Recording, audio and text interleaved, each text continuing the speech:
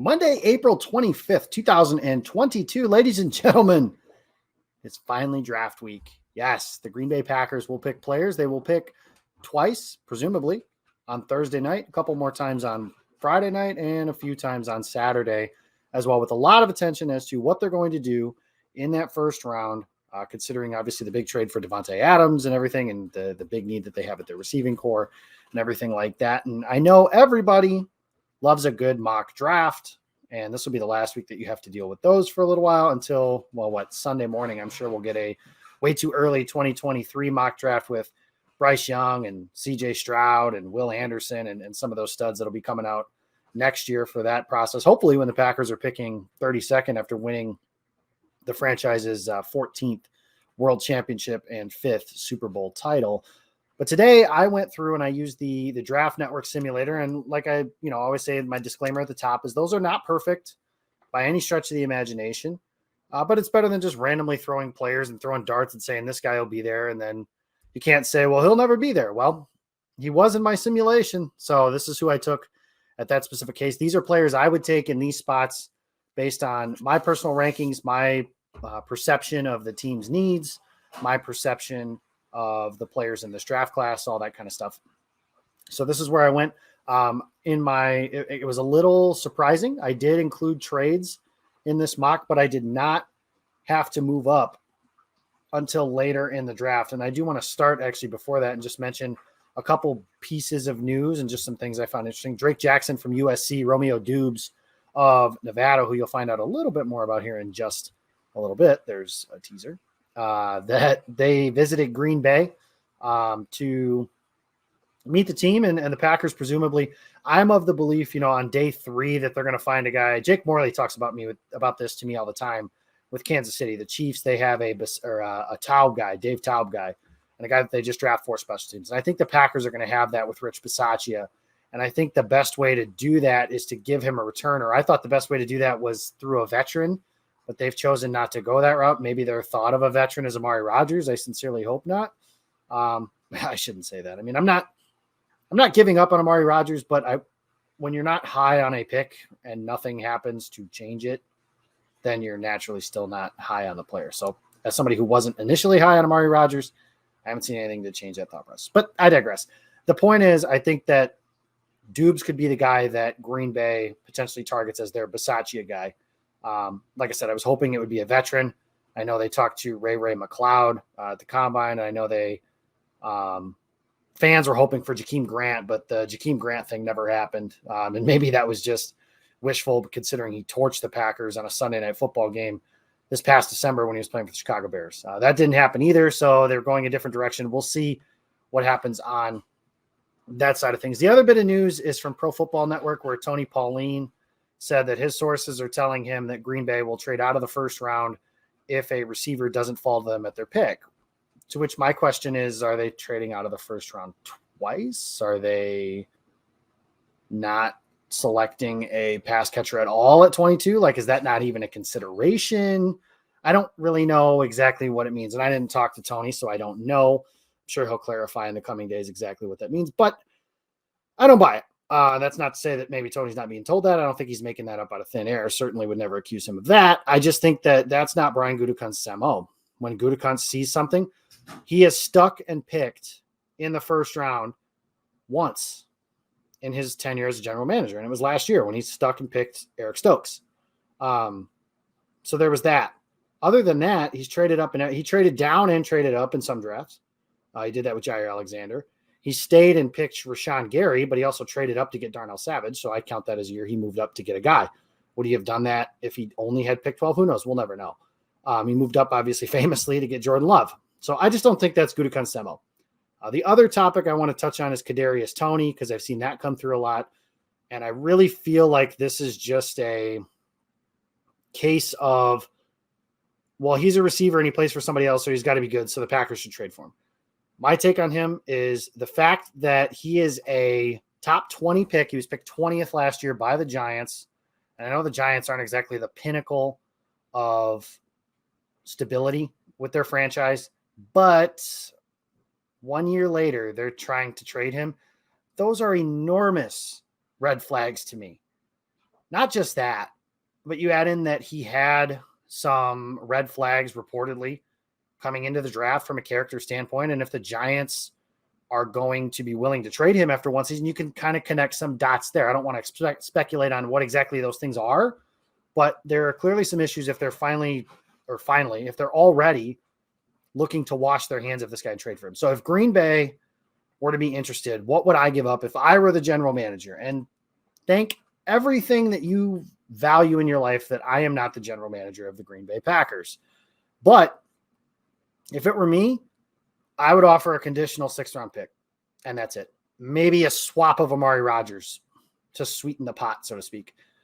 And maybe that means that I won't get that player, but that's okay. Like, I'm just not over. I know he was a first-round player. I was enamored with him watching him on tape last year. He was one of my first initial draft crushes. I just wouldn't do it. And the Packers liked him reportedly. Bob McGinn reported last year that they were talking about trading up to get him, and they didn't do that. And it appears, thankfully so, 1 year later that they did not trade up and get Kadarius Toney. So that's me. Conditional 6th. Otherwise, whatever. Let him go. He can stay with the Giants or he can go somewhere else. And I hope he does well. I hope he goes somewhere else, finds his footing, and becomes a good NFL player, because I root for all these guys because I know how hard they work to get into those things. But me personally, just not a risk I would take, especially considering some of the guys in the locker room that Green Bay has and the situation that they're in where they're trying to win a championship. And I just can't see a guy who was a first-round pick that wasn't overly productive and you're not 100% sure what he is in the NFL yet is going to be the difference between them getting over the top. And I just don't think the reward outweighs the risk in this case. So let's get to the fun stuff. Here's the draft. My first pick, I got all the way down and I looked into potentially moving up. But in the simulations, they wanted one of my second-round picks to move up 9 spots to number 13. So I didn't think that was worth it, considering some of the receivers that were on the board, some of the pass rushers that were on the board. And then we got to pick number 22, and I was choosing between 2 players. And I chose between George Karlaftis, the edge rusher from Purdue, who is my personal third rusher behind Aiden Hutchinson and Kayvon Thibodeau. But I didn't go that route because Chris Olave was available, and I took Chris Olave at 22. I basically kind of gave the nod to the fact that there's a massive need there. And right now, my starting receivers, if the Packers start tomorrow, are Allen Lazard, Randall Cobb, and presumably Sammy Watkins. And then on the edge, on the other side, and I'm a believer you need 3 or 4 pass rushers. I certainly think that way. However, I can look in the eye and say, like, I have Preston Smith and Rashawn Gary. So I gave the nod over what I think is a more important position, which is a pass rusher, to the bigger need in this case of the receiver. And Olave, I talked about this the last time I did one of these with you guys. He's my number 1 receiver. That hasn't changed over the time. I think he's the best receiver in this class. I have him just a notch above Jamison Williams of Alabama. Jamison Williams was taken a few picks prior, so I was not able to draft him. Those guys are 1 and 1A as far as I'm concerned, 1 and like a very close 2 between those guys. I tend to think the Packers are going to think Jamison Williams is their number 1 receiver, but that's just based on things LaFleur has said and just kind of connecting some dots that way. But I took Olave, and I was hoping Karlaftis would fall to 25 and maybe getting a chance to move up for him there. But he went the very next pick to Arizona. So the Cardinals took him to replace Chandler Jones, and that'll be something that if that happens, we'll be paying close attention to, because I think Karlaftis could be somebody that could be a top, a starter as soon as 2023. You've got Preston Smith, who signed a new contract, but it's essentially like 5 one-year contracts that he has throughout his time. And Rashawn Gary is entering, his 5th season will be not this year, but next year. And maybe a contract gets done, maybe one doesn't. I would tend to lean towards the side overwhelmingly that it will, just because typically it has. I know everybody always points out the Devontae Adams thing, and it's like that's still pretty much the exception to what has been the general rule that the Packers get those things done. But if it gives you some pause, that's fair. It gives me the 1% pause. Otherwise, I would be sitting here saying 100%. It will get done. So I gave the nod to Olave. I was bummed I couldn't move up and get Karlaftis. And then it got to pick number 28, where I was picking between reaching for an edge rusher like Arnold Ebiketie or someone like David Ojabo. And I couldn't pull the trigger on an injured player And not just that, but when you had somebody, Daxton Hill is one of my favorite safeties in this class. He's number 2 for me, right behind Kyle Hamilton, of course, out of Notre Dame. But the other guy is the guy I took, and that is Lewis Seen, the safety from Georgia. Eric Crocker was on the Gold Zone over on Game on Wisconsin. You can check that out on our YouTube channel if you want to find that. But he was raving about this guy, somebody that could play that Henry Black role for them next season and able to maybe start next year if Adrian Amos is not retained. If Darnell Savage isn't retained, that's certainly a possibility as well. But I think Lewis Seen just adds – he had some oomph to that back end. And I know that's a real technical scouting term that I just used there, but he gives some punch to the back end of that secondary. And I also think that he gives some speed too. And this Packers secondary certainly isn't. It's funny because we think back to the days of like Ladarius Gunter and guys like that, and names we've talked about over and over again, just how slow that defense was. It's not anymore. This Packers defense, and a credit to Brian Gutekunst for doing this. They are built with big, fast, physical freaks. And that's something where, I know a lot of people talk about RAS scores and how they take more athletes than football players and all that sort of stuff. But really, the best football players are usually the best athletes. And the Packers have kind of banked on that over the last couple of years. Seen is another one of those guys.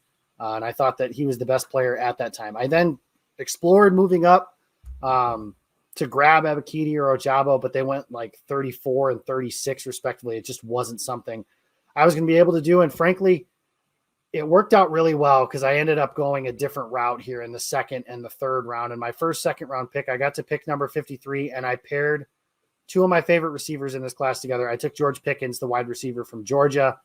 It will not surprise me, and I know this has been said by others. This isn't exactly unique analysis, but it will not surprise me if 5 years from now, George Pickens is the best receiver in this draft class. Alpha dog, ex-receiver, played in the SEC, and I think the Packers are going to love him. That physical nastiness, that edge he brings in the run game. You guys have seen, the videos of him getting into some scuffles a little bit. I watched him. I remember the college football playoff. He shushes the Michigan sideline, buries Daxton Hill, who's going to be a first-round pick in this class, by the way, buries him, gets up, and shushes them again. That's why I'm like, this dude's nasty. He can play, and he's going to be really – and I think he's going to be a good receiver, and he's somebody that could certainly be in the mix to be a immediate contributor for this Packers team. And these guys I took, Pickens and Olave, I think both of them could be immediate contributors to this passing game. You have then, you look at your receiving core, Lazard and Cobb and Watkins, like I mentioned earlier. Amari Rodgers is a holdover. And then you add Olave and Pickens to that. Sammy Watkins might not even make the team if something like this happens. I still think he would, but it's possible. Devin Funchess was a guy coming into the year. Again, we were talking about a guy that maybe doesn't make the team. Maybe he does. He has some issues in training camp, says something stupid. That's not why he got cut. Eventually, he just got cut because he was injured and a bunch of other stuff. But the Packers were better off. Funchess doesn't change anything for this Packers team. Watkins may not fundamentally change anything for this Packers team. I think he could be productive if he's healthy, but that's that last phrase right there is the one that really stings, is if he's healthy. So adding some insurance, and I'm a believer that, if the Packers haven't added a high-level veteran, and I'm talking about, trading for DK Metcalf, AJ Brown, Terry McLaurin, Debo Sam, somebody like that. And I don't know if they will. I don't even know if those guys are available. I just know what's been rumored and discussed. And the Packers can't trade for somebody that the team doesn't want to trade to them. There's that as well. But if they can't do that, then I think they got to add 2 pass catchers in the first 3 rounds, excuse me. So with their first 5 picks, I think 2 of them need to be pass catchers. So I was able to do that. I was very happy about that. 6 picks later, I held my breath. And in real life, this is someone I think could be a consideration for the Packers as soon as pick number 22. Certainly at pick number 28. I got him at pick 59 in this simulation, and I was thrilled. Travis Jones, defensive lineman from UConn. He's one of my favorites. He's behind Jordan Davis, and that's about it for me. I think he's going to be – he gives you that upside in the run game immediately, and I think he has pass rush upside as well. I like him infinitely more the more we've gotten through this process than I do Devontae Wyatt. Devontae Wyatt's 25, 24, whatever. He's got some issues in his past with domestic violence. He's got some character concerns. It's somebody that I don't think the Packers would take until like this range. He wasn't available in this simulation. And even if he was, I would have taken Jones over him. Jones, I think, adds in. You have, you could give him a year. He could be a guy that sits behind Jerron Reed and Dean Lowry, and then eventually forms that power tandem with Kenny Clark next year with TJ Slayton. But I think he can give you something on that and the ability to become eventually a pass rusher in addition to that run stopper that Green Bay is going to need, especially if they're going to play some of these light boxes the way that they did last year with Devondre Campbell and their defensive line on the front. So Travis Jones. So through 4 picks, I've gotten Chris Olave, Lewis Seen, George Pickens, and Travis Jones. And honestly, I could go to bed after this and be just fine. Like, it would be a home run draft as far as I'm concerned if something like this were to take place.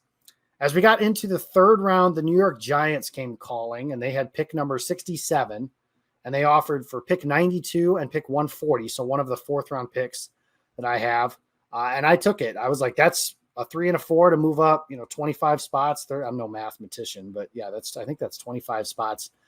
And I grabbed a defensive lineman / edge, DeMarvin Leal, a former 5-star recruit out of Texas A&M. He was a guy that was being mocked in the top 10 as early as this season. So I think that that's somebody that could give the Packers some upside. And you heard Jerry Montgomery talking about how they needed another interior rusher body type. This is somebody I think the Packers could move all over the line of scrimmage. Somebody that I think the Packers could move, like I said, to the edge, to the middle of their defense, and just kind of build him up to be, maybe he becomes that rotational guy behind Rashawn Gary and Preston Smith. Maybe he won't be this player, so don't take it this way, but Zadarius Smith, where he plays inside sometimes, plays outside other times, and kind of moves over the line of scrimmage. But I do think he's another guy that the Packers are going to really like. Gutekunst has typically shown an affinity for players with that pedigree, 5-star recruit, SEC, stuff like that. So I think that that's somebody that they're really going to like. To me, that was definitely worth moving up those picks for. And ultimately, the Giants ended up taking an off-ball linebacker 30 picks later that the Green Bay just isn't ever going to take. And I was able to still get some guys that I like as I got into day 3. And as I mentioned, this is a 5-round mock. I could go through round 6 and 7 for you guys, but those are mostly preferred undrafted free agents. I certainly ascribe to the theory that the draft is 5 rounds long. And, the Packers don't even have a 6th round pick as of right now. They got 3 picks in the 7th. Those will be guys that I think will primarily be used as picks for special teams and maybe something as a returner, maybe a specialist. If they like a kicker or something like that, I don't think they'll take the punter from San Diego State just because they signed Pat O'Donnell and Rich Bisaccia spoke very highly of him. So I don't think they're drafting a punter, and I'm completely fine with that. So got through the 3rd round. I got up to pick 67 and took DeMarvin Leal. I've added 2 players to my front 7, 2 pass catchers and a safety. Got to pick 132 in the 4th round. And somebody, I can't remember who it was for the life of me, and I apologize to the person who did do this, but he said, if you had to bet on someone to be at one draft prospect, to be a Green Bay Packer, who would your pick be? And that could mean, in the 1st round, it could mean in the 7th round. My pick was Zach Tom because he's a left tackle experience. He can move. He's got quickness. He's got the ability to get to the 2nd level. He's going to kick inside and play guard. He's developed in his body. He played at the Shrine Game. Shout out Owen Reese to be able to do that. He just screams everything that the Packers have done on day 3 with their offensive linemen. And I think that's exactly where this route goes. So pick 132, Zach Tom, the offensive tackle out of Wake Forest, is who I grabbed. And I was able to take him. And I think that Adam Stenovich talked not that long ago and said they need a guy or 2 at their tackle spot. And that could be something that, that could mean that has led some people to believe that maybe it'll be a 1st round pick. I don't think so. I just think that this tackle class doesn't really lend itself to the Packers taking a guy unless they go outside their thresholds, which they certainly could. But I tend to think they're still taking 3 offensive linemen on the 3rd day of the draft. And the first one of this case would be Zach Tom. And I think that he's somebody who is fit to be not the same player. Again, like, I'm not making compare. I don't even like doing player comps because, like, you guys have seen around the internet in recent memory that everybody's comparing a receiver that's taking a handoff to Deebo Samuel. That's why I don't like doing stuff like that, because there's been so many freaking players that have played in the National Football League that it's impossible. I don't think it does anything for you to make a comp like that. But the player that, just in terms of what he could do, he sits for a year or 2, maybe plays some tackle for them, and eventually becomes a long-term starter at guard. TJ Lang, somebody like that. Josh Sitton, somebody like that, to where Tom maybe is a swing tackle for a little while, or maybe he's that 4th tackle behind the guys they have. I'm of the belief that when everyone's healthy. Their starting tackles are going to be, when everyone's healthy, David Bakhtiari and Elton Jenkins. And in which case, Yosh Nijman becomes your swing tackle.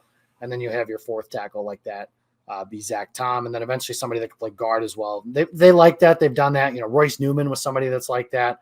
They moved him. He's played right tackle in college, moved inside, started at right guard for the Packers for pretty much the entire season right before the playoffs.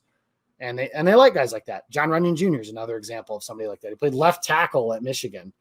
He's their starting left guard. He's played right guard. I think he'll be their right guard. If Elton Jenkins comes back and plays guard, John Runyon's going to be their right guard, I think, in the future, because he's been rock solid. But Zach Tom was my pick at pick 132, and then I got to sit for a while because I traded pick 140 to go get DeMarvin Leal. And at pick 171, I was really hoping to be able to get Chig Okonkwo, and I butcher his name every time I say it, the tight end out of Maryland. Wasn't able to do that. He went 4 picks prior to me. Didn't know if I was going to have to move up for somebody like that. Frankly, chose not to. Just because there were other guys that I liked that were on the board. So in this case, I looked for my Bisaccia guy. Who's my Bisaccia guy? And I wanted a guy who could bring some juice to the return game. The Packers have not had that since, it feels like, Allen Rossum. And I know I'm exaggerating when I say that, but it feels like it's been a very long time since they've had somebody that could bring some juice to the return game. So out of Nevada, I took the wide receiver and punt returner, Romeo Doubs. Doubs, I think, is actually how you pronounce that name. So I've probably butchered that the entire time. But he visited Green Bay. He could potentially do something for them as a pass catcher. He offers some upside as a receiver, which is a good thing. I think you don't want to just draft a specialist, because in order for that pick to be worth it, he has to be like Devin Hester. So in order for a specialist pick to become worthwhile, you're talking about the greatest returner in NFL history. That's tough. So the fact that he can offer you some upside in that way, I think could be beneficial to Green Bay. And at bare minimum, as a rookie, a 5th-round pick contributing is a very positive thing. And you think back to like Aaron Jones as a rookie, him contributing as a 5th-round pick, that's a win. Marquez Valdez-Scantling, that was a win.